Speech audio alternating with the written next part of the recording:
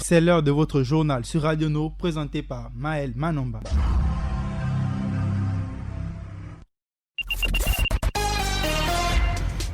Assalamu alaikum, Maël Manomba de Mouabi devant le micro pour votre édition d'information à l'échelle locale. Et l'actualité dans le monde musulman vous sera présentée par Adiza Adamou et le reste de la planète par Ida Ibinga. Akiba Aminsa Paturel qui assure la mise en onde. Nous démarrons l'actualité avec cette visite surprise ce matin dans nos locaux pour lutter contre le coronavirus. Le Lock & DD Company pour un environnement sain a désinfecté la radio et la télévision Nour. Les propos des experts ont été recueillis par Ida Ibinga. Nous restons avec l'actualité cette fois pour parler de la semaine internationale des archives. Renforcer les sociétés du savoir, c'est le thème de cette année. 50 millions de francs CFA, c'est le chiffre de notre rédaction. Face à la lutte contre le coronavirus qui secoue la planète, le président du CENG et Lock & DD Company ont déposé leur sac à Batavia dans le 3e arrondissement de la commune de Libreville, où ils ont procédé à la désinfection de certains locaux. Plus de détails avec Ida Ibinga. C'est dans l'optique de la poursuite de ces activités que le président du CENG et une délégation des techniciens de Lock & DD Company ont une séance de désinfection dans les différents sites choisis. Je vous propose d'écouter le président du CENG, M. Hans Funges. Bonjour madame, je suis le président du consortium des entrepreneurs nouvelle génération, un groupement d'intérêt économique qui est en partenariat donc, avec la fondation Seydou Khan dans le cadre d'une vaste opération anti-Covid-19. Alors aujourd'hui nous sommes présents parce qu'il faut dire que notre groupement d'intérêt économique, comme je le disais, qui est en partenariat donc, avec la fondation Seydou Khan, a jugé donc utile de déléguer un de ses membres, en l'occurrence la société Lock & DD Company, voilà, qui est spécialisée dans la désinfection. Alors cette société aujourd'hui va désinfecter la radio donc, dans laquelle nous sommes aujourd'hui, donc Nour, la télévision Nour, la mosquée, l'école et la maison de l'imam. Voilà, parce qu'il faut dire que cette opération donc, s'inscrit dans une vaste opération donc, de désinfection donc, des écoles islamiques et des mosquées. Alors, ça dépendra effectivement de la volonté donc, du mécène. Toujours est-il que, vous savez, cette solution de désinfection, elle est importante dans la mesure où la pandémie fait des ravages aujourd'hui et elle a une durée de vie. Donc, quand on pulvérise, c'est à peu près 45 jours. D'accord ? Donc, espérons qu'entre-temps, des efforts seront faits pour, n'est-ce pas, diminuer les effets pervers de la pandémie. Si les responsables de la Fondation jugent utile que nous revenions sur le site, nous reviendrons bien entendu. Ensuite, on écoute M. Alain Trésor Ota, chef d'équipe. Technicien de la société Lock & DD, qui est en partenariat avec la Fondation du MIPSEN et qui est membre du consortium des entrepreneuriats de nouvelle génération. Bon, nous déployons, en ce moment j'ai formé 3 groupes.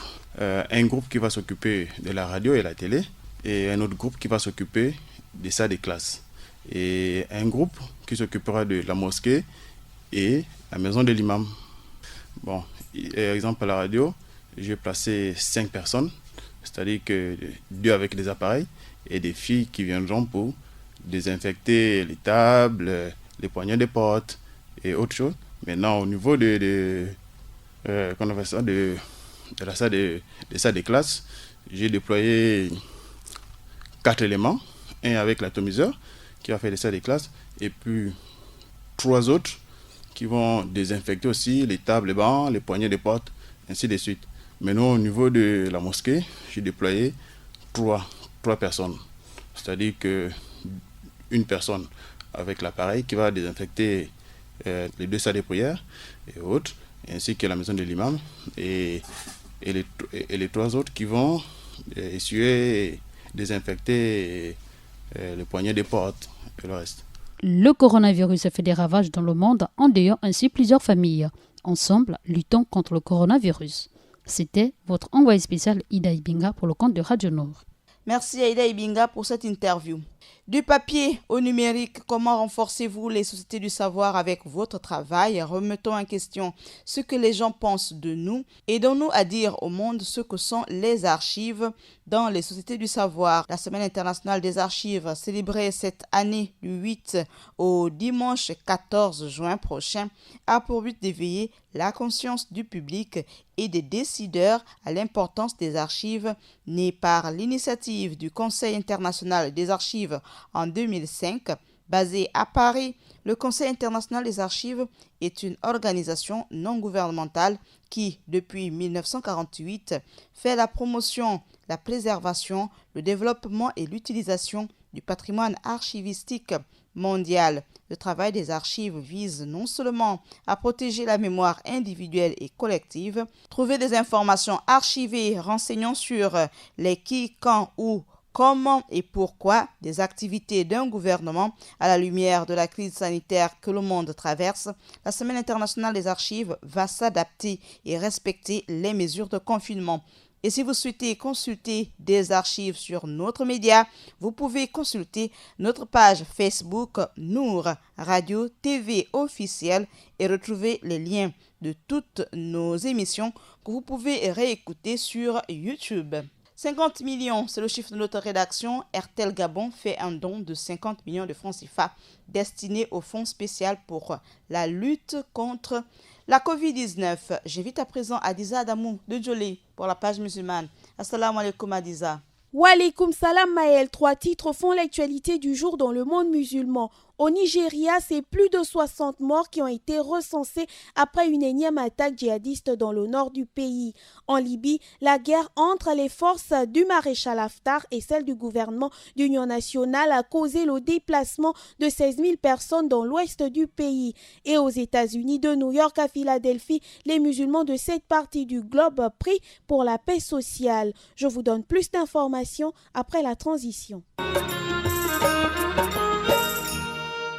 Au Nigeria, c'est plus de 60 morts dans une attaque djihadiste dans le nord-est du pays. Un village a été rasé et 69 personnes ont perdu la vie mardi dernier dans une attaque d'un groupe dissident de Boko Haram dans l'état de Borno, dans le nord-est du Nigeria. Les combattants du groupe État islamique en Afrique de l'Ouest ont tué mardi 9 juin au moins 69 personnes lors d'une attaque contre un village d'éleveurs dans le nord-est du Nigeria. Plusieurs sources ont indiqué à l'agence française de presse que le bilan initial de 59 morts communiqués avait été revu après la découverte de 10 nouveaux corps autour du village de Fello dans le district de Gibio. Ibrahim Limam, membre d'une milice locale soutenue par le gouvernement, a déclaré que les corps jonchaient sur le sol sur une vaste étendue car les assaillants ont poursuivi leurs victimes, leur tirant dessus et les écrasant avec leurs véhicules. Quittons le Nigeria pour la Libye où la guerre fait plus de 16 000 déplacés lors des derniers combats à l'ouest du pays. Les récents combats à Libye entre les forces du maréchal Haftar et celles du gouvernement d'union nationale ont poussé plus de 16 000 Libyens à fuir leur lieu de résidence selon la mission des Nations Unies dans le pays. Plus de 16 000 Libyens ont été déplacés lors des derniers combats qui ont vu les forces du gouvernement d'union nationale prendre le contrôle de tout l'ouest du pays aux dépens des forces du maréchal Haftar, a indiqué ce dimanche 7 juin la mission des Nations Unies dénommée MANUL. La MANUL reste cependant préoccupée par la souffrance infligée à la population civile avec le cycle continu de violence, est-il écrit dans un communiqué. On va du côté des États-Unis d'Amérique pour clôturer les informations du monde musulman. De New York à Philadelphie, les musulmans américains prient pour George Floyd et pour la paix sociale.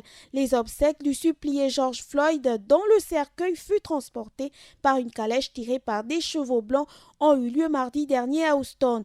Entre larmes, douleur et indignation, ce retour tragique aux sources dans ce Texas qu'il a vu naître et grandir 15 jours après avoir été écrasé sous le genou de l'oppression policière la plus effroyable, a rassemblé des centaines de personnes qui l'ont accompagné dans sa dernière demeure. L'ultime voyage de George Floyd vers sa terre natale a également bouleversé des milliers d'Américains de confession musulmane. De New York à Philadelphie, ils ont été en effet nombreux à répondre à l'appel à prier pour George Floyd et pour la paix sociale recouvrée, lancé par leurs frères et sœurs issus de la très active communauté musulmane afro-américaine, historiquement connue pour être l'avant-garde de la lutte contre le racisme.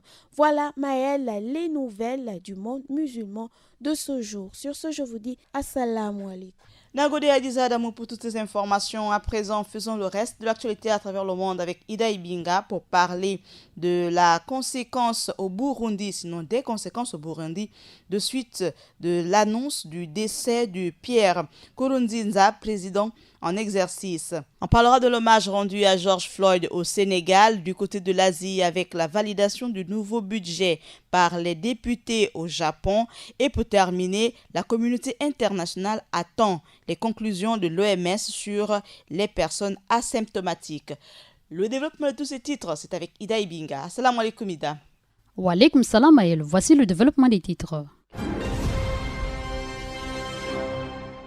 Le chef d'État burundais est décédé le lundi 8 juin 2020 à l'hôpital du cinquantenaire de Karoussi, officiellement d'un arrêt cardiaque. Notons qu'il sort de la scène avant d'avoir remis, en bonne et due forme, le pouvoir à son successeur, le général Évariste Ndayishimiye. Élu le 24 mai dernier, rappelons que la disparition de celui qui régentait le Burundi depuis 15 ans ne devrait pas laisser de vide institutionnel, mais plusieurs interrogations demeurent. Officiellement, Pierre Nkurunziza devra remettre le fauteuil présidentiel à son successeur lors d'une grande cérémonie populaire prévue le 20 août prochain à la fin de son 3e mandat. Le président Pierre Nkurunziza devait devenir, je cite, le guide suprême du patriotisme. Fin de citation. Sa disparition soudaine bouscule cette donne et génère de nombreuses questions. On reste en Afrique. Au Sénégal, une déclaration a été signée par les quelques 80 organisations de la société civile et des personnalités dont les intellectuels, des personnalités religieuses, des syndicats ou des médias pour rendre hommage à George Floyd et dénoncer les violences racistes. Cependant, un rassemblement de petits comités s'est tenu le 9 juin en fin de journée à Dakar, la capitale. 8 minutes et 46 secondes, le genou à terre à l'océan Atlantique, à plus de 6000 km des États-Unis. Soulignons que Mme Diango Ndiaye espère que le message atteindra l'Amérique.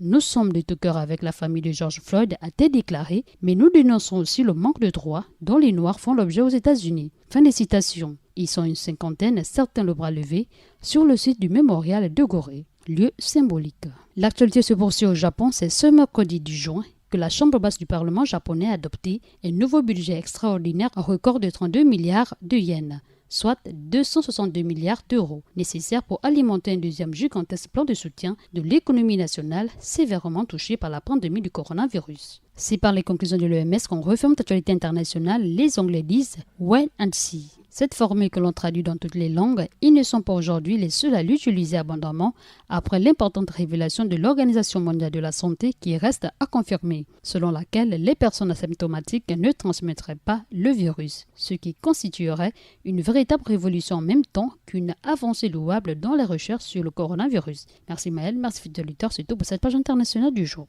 Dibot Ida Ibinga, Akiba Aminsa Paturel et Adiza Adamou Nagode pour toute cette équipe qui m'a accompagné à la réalisation de cette édition d'information. Bon confort d'écoute sur Radio Nour. Assalamu alaikum. Radio Nour, il est 16h.